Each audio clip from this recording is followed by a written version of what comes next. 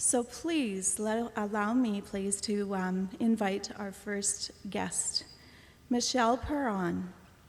Whether the dream is to become a beekeeper, a hairstylist, a heavy equipment technician, a nurse, or a child care provider, there's a program students can apply for through the off-campus education program.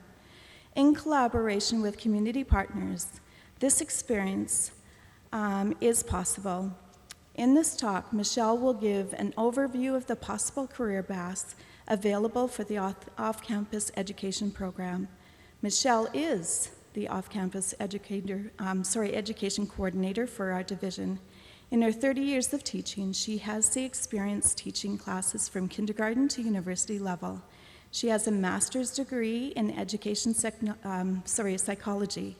Most of her career has been working as a high school student school guidance counselor, where she discovered her passion for helping youth find their career paths. Most importantly, Michelle says, "I am married to a very supportive husband and a mother of 2 wonderful children." Please help me to welcome Michelle Perron.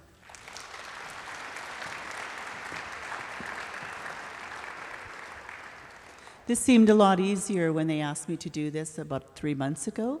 Now that I'm standing here, it's like, Michelle, after 30 years, you should know better. Thank you for being at our session today. I look forward to hearing the other speakers as well, as there's going to be some wonderful things happening. Thanks, Shelley, for those words. Today, what I'm going to do is, I don't think my talk is really spirit-filled, but it is certainly passion-filled, because this is an area that I totally feel is important and a wonderful opportunity that we're providing for the students in our school division. So hopefully at the end of this talk, you'll have kind of an idea of why I love what I do. I have the privilege of working with some really amazing people who assist students in our high schools in many different ways. Over the course of the year, because yes, I do work through the summer along with some of the other staff, and we provide some form of off-campus programming for probably over 300 students in our division. This can be through formal programs or informal programs, such as conferences and tours. But I've worked as a guidance counselor for, as Shelley said, for many years. And when we worked as guidance counselors, one of the things that we always addressed would be, I guess, number 1, the personal issues of students. Number 2, academic concerns that we have for students. And number 3, our role was career counseling. But unfortunately, career counseling was always the one that was it wasn't critical, so you kind of put it to the back burner, and you never had the time to adequately provide the services that were needed. So needless to say that I was thrilled when just over 2 years ago this position became available, and I was the lucky person to get the job. Most people have no idea what I do in my job, so kind of my goal today is to give you an idea of what the heck is off-campus education, and why would that woman be so passionate about what she's doing. We run basically several programs in the division, and depending on the school that you're at, there's different things that we do in the different schools. But all of the programs kind of run on the same principle, and that being partnerships. We partner with, sorry, that's kind of sounding weird. We partner with parents, with students, off-campus staff, employers, and other agencies. Our goal with all of our programs is to provide some experiential learning, which kind of falls outside the regular classroom walls. We encourage students to promote or to participate in activities that promote different career paths, such as community tours, where they are exposed to different careers, job shadows, lunch and learns with guest speakers. We encourage them to try new things, to get to know themselves, all things that will help them follow a specific career path. I often tell students who are reluctant to try something that knowing what they don't want to do is as important as knowing what they want to do. We're trying really hard to help students kind of find a career path that makes their heart sing while they're being exposed to various options. Partnerships are crucial to our success. A huge part of our job involves linking our students with various employers and outside agencies. We rely on the support of our community partners, and we are daily trying to make new connections for our students. We're very fortunate for the incredible community support that we receive. We currently promote 5 different programs. The first one that we offer is a childcare orientation course. For this course, we partner with Alberta Human Services. This is an online course for students interested in the career or childcare field. In addition, we also provide them with an opportunity to do a partnership or a practicum in a daycare. So the students are able to work in a daycare after they complete this course, as well as receive high school credits. The next program that is offered through the off-campus program is the Green Certificate Program. This is an apprenticeship-style program for students that are interested or are currently working on farms. They have the opportunity to receive industry-level credentials with Agriculture Canada, or Alberta Agriculture, sorry, and then they complete oral exams through Lethbridge College with a mentor in their field to know that they've successfully completed the requirements for that program. As you can see by the list, it's not quite complete, there's quite a number of areas where you can do a Green Certificate program.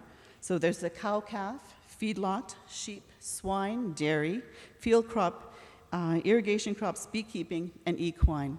So as off-campus staff, we go out to the farms and check to see for all that we know about the safety of the farms, because that's one of the crucial things that we try to promote.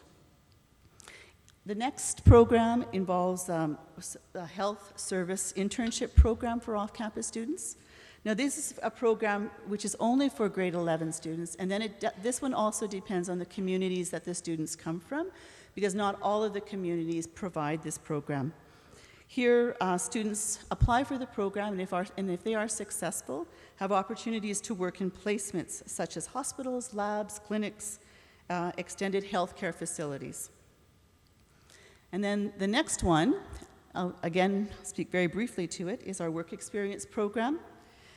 This is where students work at an approved work site, either volunteer or paid position, where they develop very important skills to put them out into the workforce. Now the last one, I kind of rushed through the other ones because this is the one that's very dear to my heart. This is the RAP program, and this is probably the one that I spend most of my time working with. In this program, students are given the opportunity to work in one of 50 trades in Alberta. Whether it's an electrician, plumber, crane operator, we try to find them placements in their chosen trade. The students are required to fill out an application, and not all students are accepted into the program. However, we certainly do not choose only the students that have the highest academic grades.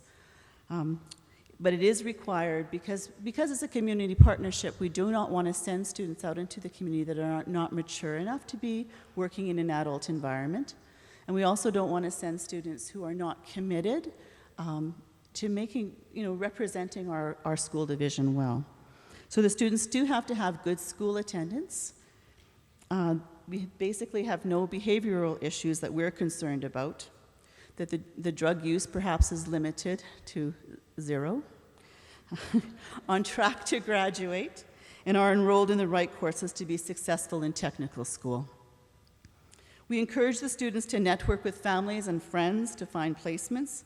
We also try to help them find work. So once a match has been made, the students sign up with Alberta Industry and Training, and they can complete up to their first-year apprenticeship while they're here. I'm really quite excited to have Darwin Healy sitting here nodding his head. Darwin is one of our graduated RAP students, and he's currently at technical school, so we certainly are very proud of him for that as well. Many students leave high school with enough hours to go straight into technical school, and by the age of 22, we have quite a number of students who are journeymen working at the highest level of their field. So creating partnerships is critical to the success of this program.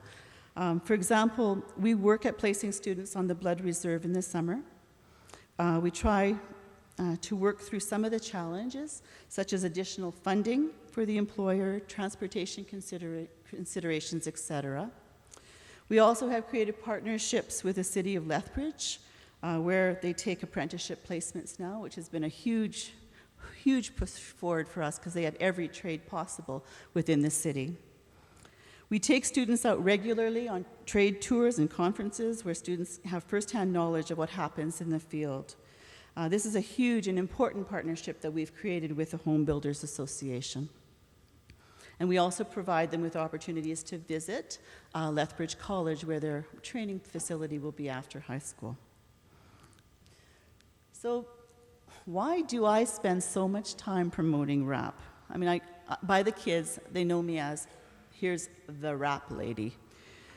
So in the past, when I was employed as a counselor, I was very selective with career counseling and really only promoted university and colleges.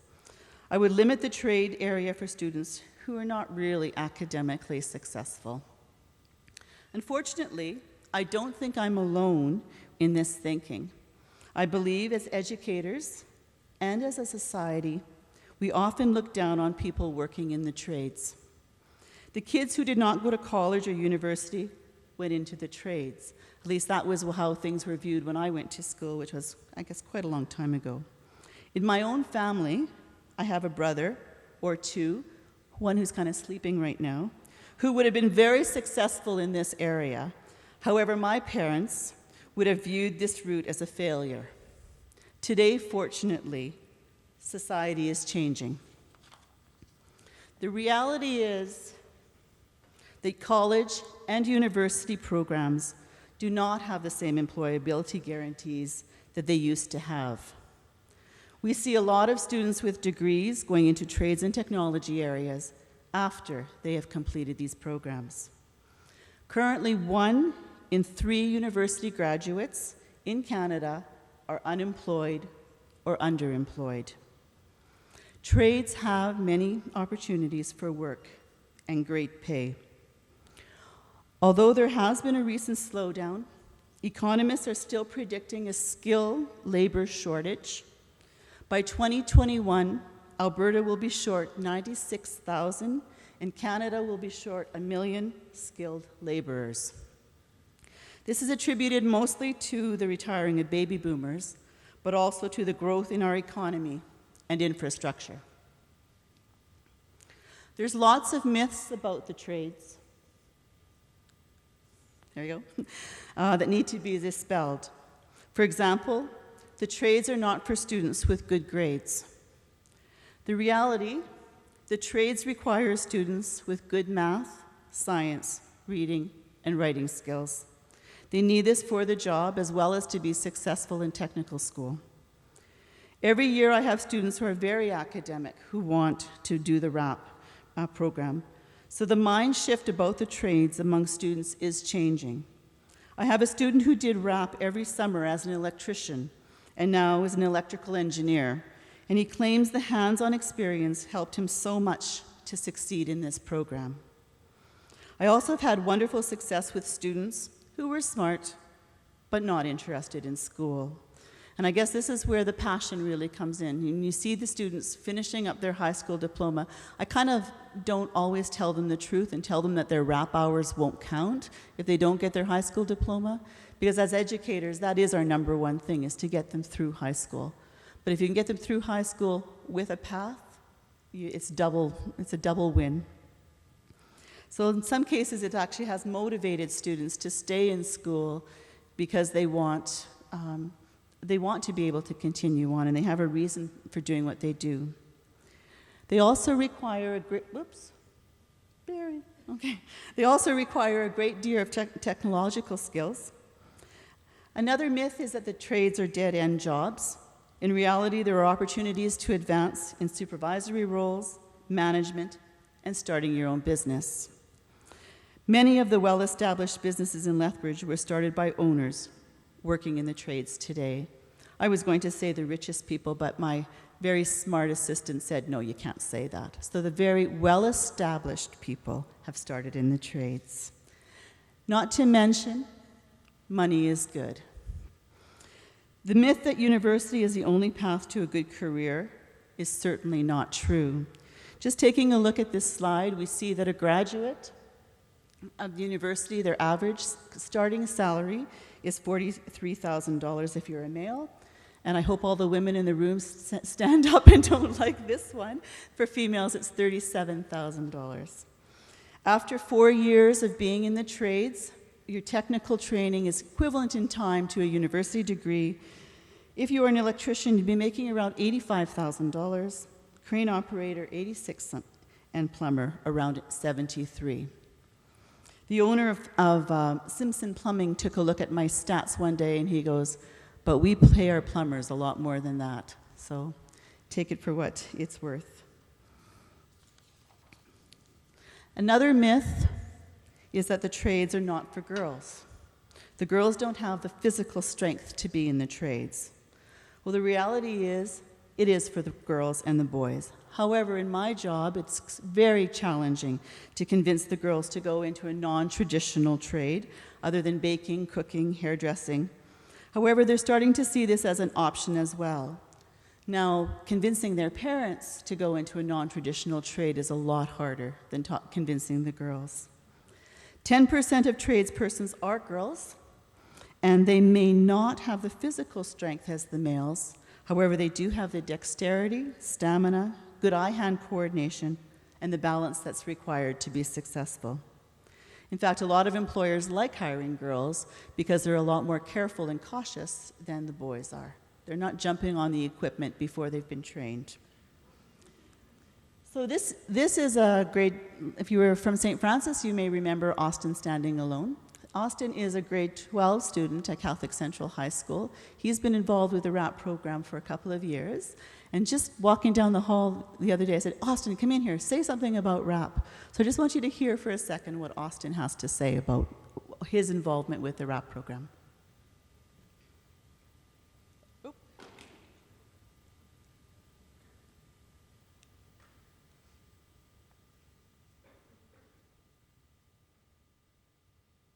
Okay. Hello, my name is Austin Standing Alone. I'm part of the RAP program. I love this program. It's a great experience for me and helped me get ahead in where I want to go and what I want to do. I think it should be that every student should at least try it, get into it and see what it offers, see what it can do for you. Basically, the RAP program has helped me a lot. Awesome. Okay, so anyway, I'd like to just conclude really by thanking Chris Smeaton for the vision of this program. With his guidance and with the support of the board, the SALT team, the high school principals, the off-campus education program has been able to provide students with a clearer career direction, valuable employability skills, and most importantly, self-confidence when they leave high school. I work with an amazing group of people who are very passionate, and we all believe we are making a difference in the lives of students. We look forward to growing the off-campus program as there are so many more areas that we could be exploring. Thank you for letting me speak to you today.